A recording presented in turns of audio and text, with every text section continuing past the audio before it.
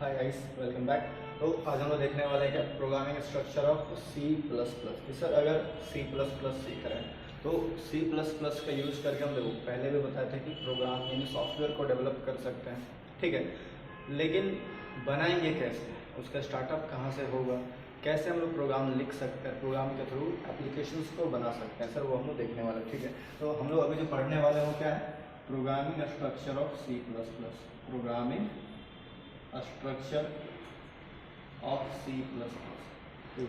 Mainly कोई भी programme बनाने के लिए सी प्लस प्लस में चार चीज़ों का रिक्वायरमेंट होता है, ठीक है। मेनली अगर देखा जाए तो चार चीज़ों का ही यूज़ करते हैं। तो पहला जो होता है वो हेडर फाइल, दूसरा मेन फंक्शन, ठीक है। तीसरा अगर हम लोग बात करते हैं तो इसके अलावा जो थर्ड पॉइंट क्या है हमारा, compound braces, compound braces. Next fourth जो हम लोग यूज करते हैं वो सबसे ज़्यादा sir declarative statement, declarative statement, और जिसको हम लोग सिर्फ स्टेटमेंट भी बोल सकते हैं। तो कोई भी प्रोग्राम बनाने के लिए हम लोग टोटल कितना चीज़ों का रिक्वायरमेंट होता है, चार चीज़ों। पहला हेडर फाइल, दूसरा main function, compound braces and declarative statement. One by one देखते हैं। सबसे पहली बात तो हेडर फाइल क्या होती है सर, हेडर फाइल क्या होती है, ठीक है। तो आप लोग अच्छी तरीके से ध्यान दीजिए। हम लोग को कोई भी प्रोग्राम बनाने के लिए इन चार चीज़ों का रिक्वायरमेंट होता ही होता है, ठीक है। तो पहला हम लोग बात करें हेडर फाइल के बारे में। तो हेडर फाइल है क्या सर, हेडर फाइल है क्या, अगर डेफिनेशन वाइज लिखे क्या, it is generally a file, it is generally a file which contain all predefined, क्या बोल सकते, और predefined functions and classes, function and classes, ठीक है। तो ये सब क्या होता है जनरली समझिए। देखो क्या है ना, अगर एक एग्जांपल लेते हैं, सपोज दैट आप लोग को अगर मूवी देखना है, सपोज दैट आप लोग क्या देखना है, मूवी देखना है। तो आजकल तो यूट्यूब आएगा, लेकिन पहले का रिकॉर्डिंग चलता है थोड़ा सा। अगर हम लोग मूवी देखना है तो ऐसा थोड़ी भी डायरेक्टली हम मूवी बनाने चले जाएंगे। हम लोग क्या कर सकते हैं कि इंटरनेट से मूवी को डाउनलोड कर सकते हैं।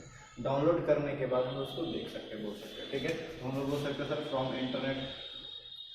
इंटरनेट अगर कुछ भी मान चले, इंटरनेट से हम लोग पहले मूवी को क्या करेंगे, डाउनलोड करेंगे, एंड डाउनलोड करने के बाद उसको क्या कर सकते हैं, प्ले करके देख सकते हैं, बोल सकते हैं कोई भी मूवी को, सर हमारा मूवी।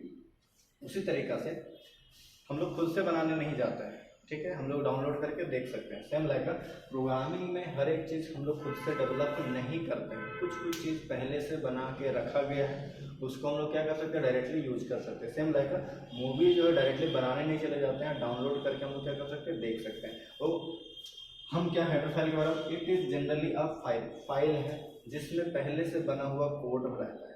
कोड दैट मीन आपका उसमें फंक्शंस और क्लासेस बहुत सारे अवेलेबल होते हैं, ठीक है, जिसको हम लोग चाहे तो यूज कर सकते हैं अपना प्रोग्राम में। सिंपल से लाइन में अगर बोले तो पहले से बना हुआ कोड रहता है फाइल में, जिसको हम लोग चाहे तो अपने प्रोग्राम में यूज कर सकते हैं, और यूज करते ही करते हैं, ठीक है। अब यूज करने के लिए कैसे उसको करते हैं सर, तो हम लोग लिखते हैं जैसे suppose that has include, suppose यहाँ पे लिखते हैं sir IO stream dot something, ठीक है। ये जो आईओ स्ट्रीम दिख रहा है ये क्या है सर हमारा, ये आपका हेडर फाइल, ये क्या सर हो सकता है हमारा हेडर फाइल है। ये क्या है, एक्सटेंशन नेम, एक्सटेंशन नेम, ठीक है।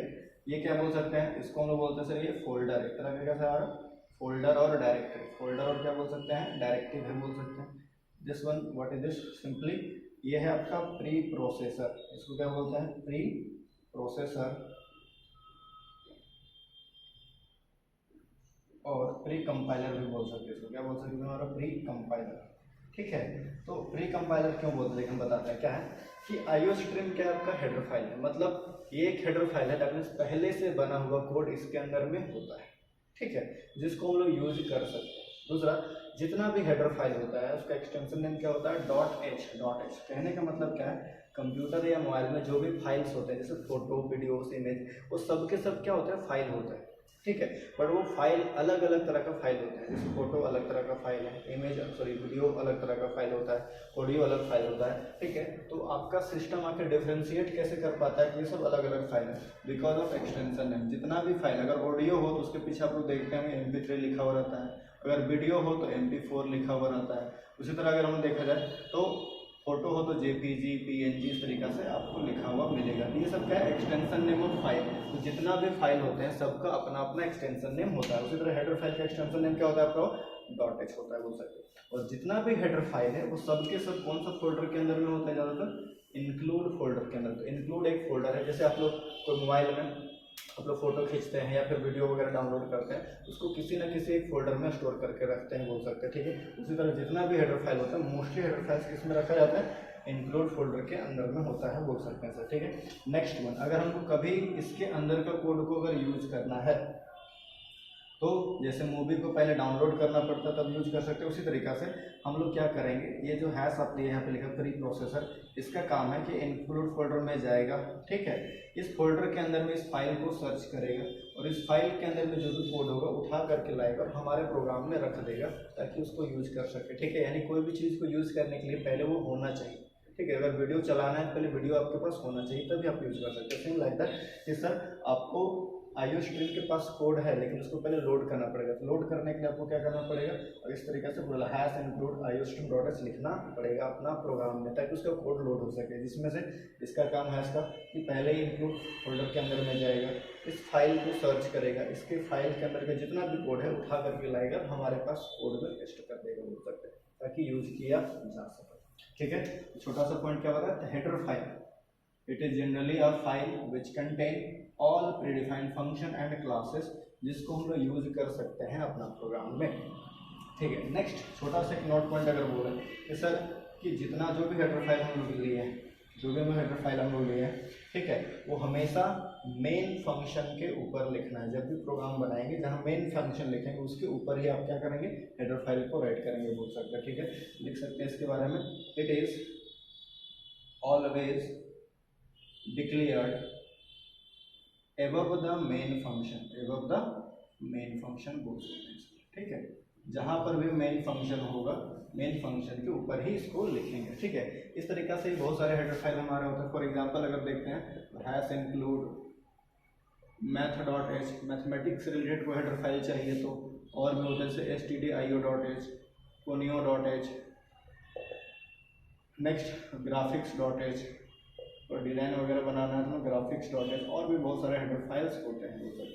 और एक छोटा सा अगर हम डिस्कस करें कि जब भी हेडर फाइल लिखते हैं तो इसका एक दूसरा तरीका तो आप ऐसे भी लिख सकते हैं, जैसे हम यहाँ पे लिख दे रहे हैं डबल कोटेशन के अंदर में iostream.h, तो कोई दिक्कत नहीं। सब कहीं कहीं पे डबल कोटेशन का यूज़ करके हम लिखते हैं, कहीं कहीं एंगल ब्रैकेट का यूज़ करके, कहीं के दोनों सपोर्ट करता है, ठीक है। तो ये था हमारा हेडर फाइल। नेक्स्ट हम लोग देखते हैं मेन फंक्शन क्या होता है, ठीक है। मेन फंक्शन क्या होता है, इसको हम थोड़ा सा डाल देते हैं, तब तक नोट कर लीजिए वीडियो पॉज करके। हो गया, हम लोग उम्मीद करते हैं आप लोगों को।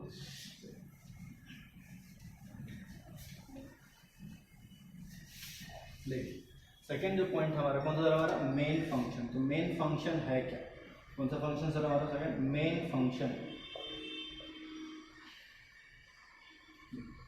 हम लोग बोलते हैं sir it is an entry point of any program, entry point of any program, ठीक है। तो कोई भी अगर program, entry point of any program, कोई भी प्रोग्राम आप लोग बनाते हैं, अब कुछ भी लिख करके कोई एक एप्लीकेशन या प्रोग्राम बना लेंगे, लेकिन वो ऑलवेज जो स्टार्ट होगा वो कहाँ से स्टार्ट होता है, मेन फंक्शन से, ठीक है। फॉर एग्जांपल के लिए घर का गार्जियन, जैसे घर में होता है मेन गार्जियन, होते हैं बहुत सारे गार्जियन, लेकिन एक मेन गार्जियन होता है। मेन बोलेगा मेन गार्जियन कि बाबू ये काम करना है, जहाँ से स्टार्ट करने बोला है वहीं से स्टार्ट भी होगा, जहाँ तक आपको काम करने के लिए बोला गया वहीं तक खत्म भी हो जाता है। सेम लाइक अ मेन फंक्शन।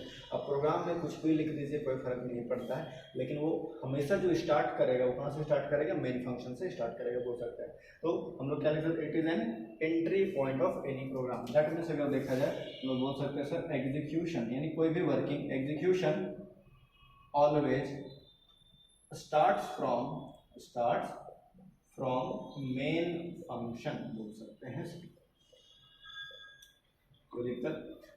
नेक्स्ट अगर बात करते हैं मेन को लिखते कैसे, तो मेन को लिखने का बहुत सारा तरीका होता है, ठीक है। जैसे कि void main एक तरीका का, void main लिखेंगे, और जो स्टार्टिंग है void main, इसके इनसाइड में जो भी कोड लिखना होगा ये कर्ली ब्रेसेस के बीच में लिखेंगे। जो आपको काम करवाना है वो हमेशा किसके, इस कर्ली ब्रेसेस के बीच में होना चाहिए, ठीक है।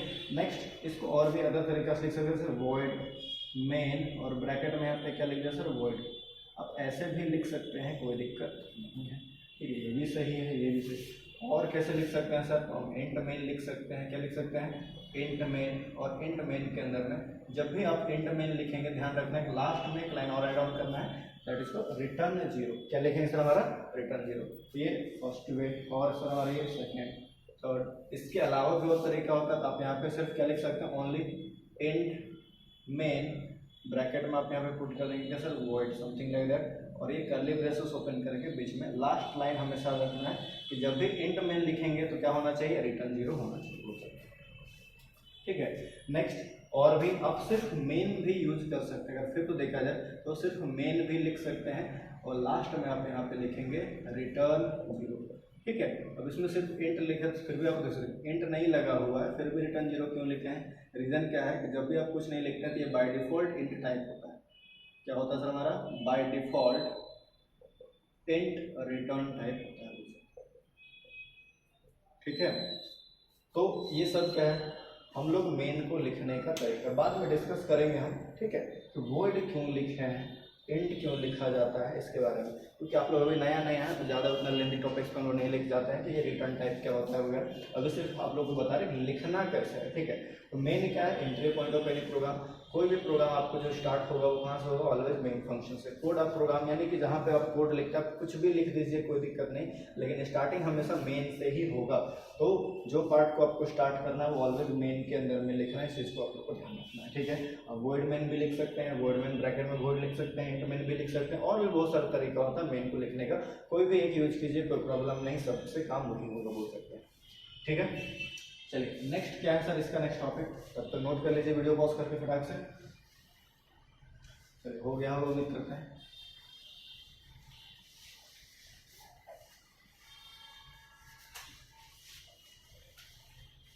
नेक्स्ट टॉपिक की बात करें, थर्ड सर कंपाउंड ब्रेसेस। तो कंपाउंड ब्रेसेस क्या है, तो कंपाउंड ब्रेसेस एक्चुअली जो भी कर्ली ब्रैकेट ये लिए थे, इसी ब्रैकेट को क्या बोला जाता है सर, कंपाउंड ब्रेसेस। ये क्या करता है sir, it is use to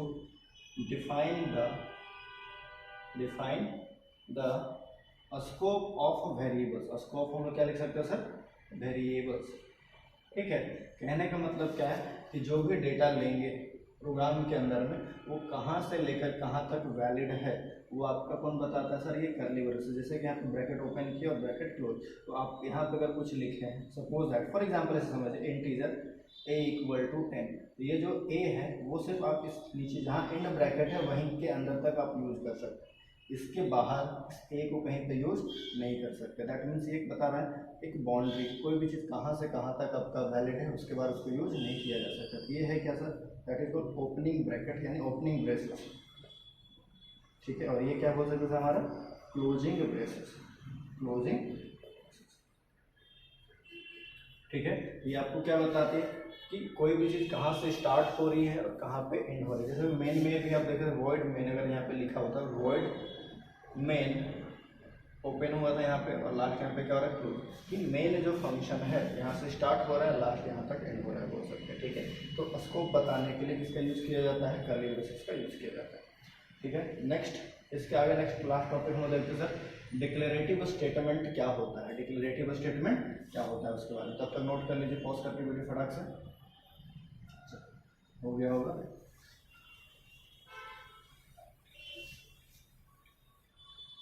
last one देखिए, तीन तो इम्पोर्टेंट है, हम लोग चौथा भी इम्पोर्टेंट टॉपिक है, हम बताएंगे कैसे इम्पोर्टेंट है सबके सब। डिक्लेरेटिव स्टेटमेंट, स्टेटमेंट कहने का मतलब क्या होता है सर, इंस्ट्रक्शंस। डिक्लेरेटिव स्टेटमेंट देखिए, it is generally instruction. Instructions कहने का मतलब क्या, आप कोई भी अगर प्रोग्राम बना रहे हैं, कोई ऐप बना रहे हैं, तो उसमें कुछ ना कुछ टास्क तो करवाइएगा ही करवाइएगा। फॉर एग्जाम्पल अगर कैलकुलेटर बना रहे हैं तो कैलकुलेशन का वर्क परफॉर्म करेंगे, उसमें एडिशन सब्ट्रैक्शन, तो ये सब क्या है, टास्क, क्या है हमारा टास्क है। तो जो भी टास्क आप देते हैं प्रोग्राम में लिखते हैं वो टास्क ही आपका क्या कहलाता है, बोल सकते हैं स्टेटमेंट। क्या कहलाता है हमारा, स्टेटमेंट या इंस्ट्रक्शंस उसको बोल सकते हैं।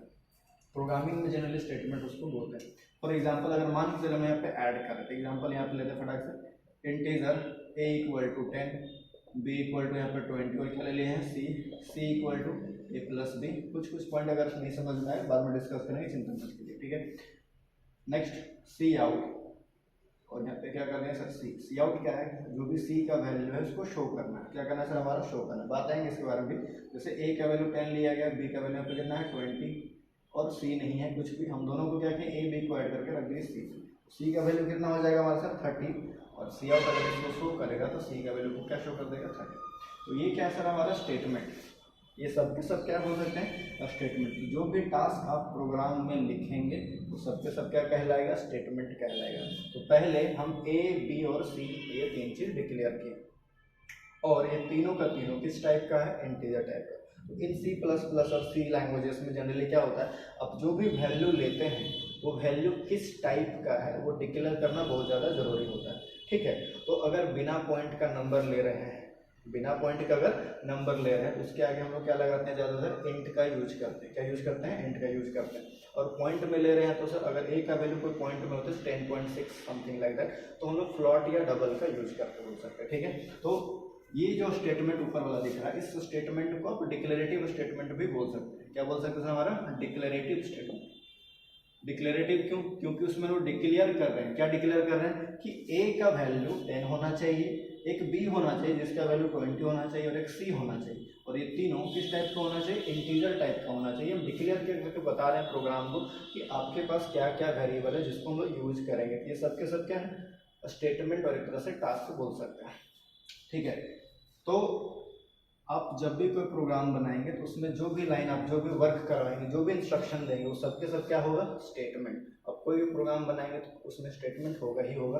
और एक पॉइंट इससे रिलेटेड कि जो भी स्टेटमेंट आप लिखेंगे उसके लास्ट में आप हमेशा एक सेमीकोलन यूज करें। स्टेटमेंट का एंड में क्या लगाएंगे सेमीकोलन लगाएंगे। तो सर जैसे कि आप इंग्लिश या हिंदी हम लोग देखते हैं, अगर सुनते तो पढ़ते हैं या लिखते हैं तो उस क्या होता है कि कोई सेंटेंस जहाँ एंड होता है उस सेंटेंस के लास्ट में फुल स्टॉप लगाते हैं, हिंदी पूर्ण विराम लगाते हैं बोल सकते हैं, ठीक है। उसी तरीका से कि प्रोग्रामिंग में सी प्लस प्लस में खास करके कि अगर जब भी हम लोग कोई स्टेटमेंट लिखते हैं वो स्टेटमेंट जहाँ एंड हो रहा है उस जगह पे क्या यूज़ करते हैं सेमीकोलन यूज़ करते हैं।